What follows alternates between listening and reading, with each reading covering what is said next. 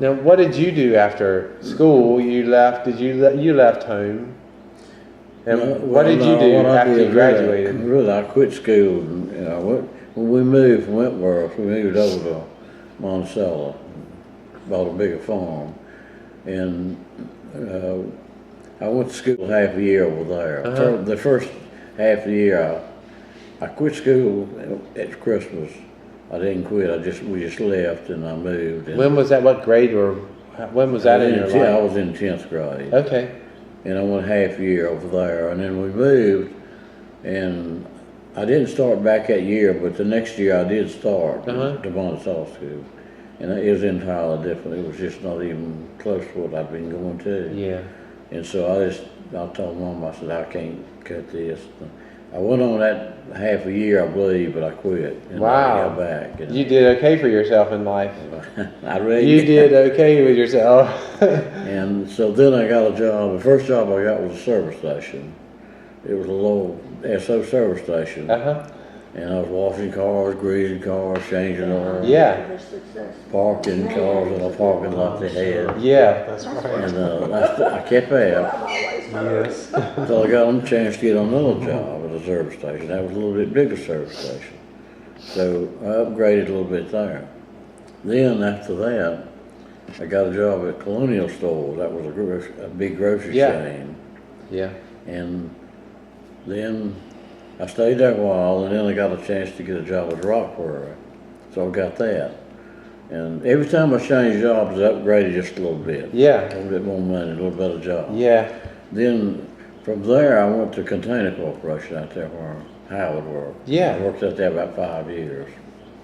So was Howard already working there when you went there, or did? Yeah, he was working there when I got there. Oh, that's good.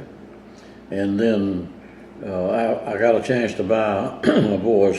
He had 2 tractors and 3 trailers, a mail contract. Which Deputy told me about this. He was parking post office buses at that time.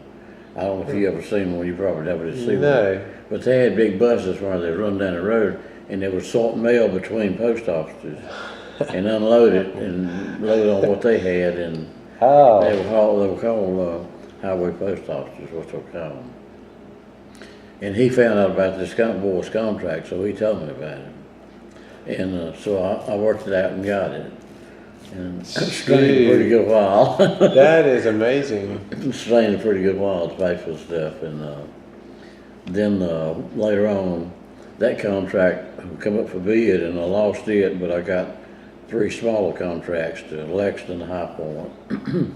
Then later on, I got Winston-Salem. Jeez. And then later on, I got Reidsville.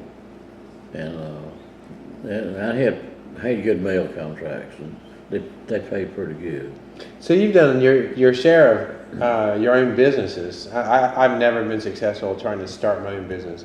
It's amazing to me when I hear people can do their business and make a profit. With all the businesses that you did, I mean, did some of them not make it? That it wasn't really. I'd rather do something else, or were you were able to make a profit with most of the businesses you tried to do? Yeah, I stayed in the trucking business all the time, and I got.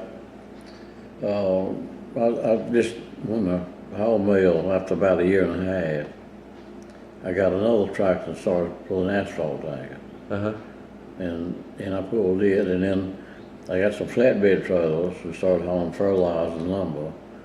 And then later on, when they opened up the ICC authority where people could get authority, I got ICC authority right. See, I've always had to work for somebody. I can't make it my own business happen. I tried once, but it's not all real good. I mean, right now, I don't know. I would be afraid to start a business. He didn't do it all, though. He had a bunch of guys that worked for him. Okay, good. Well, that's what you have to do.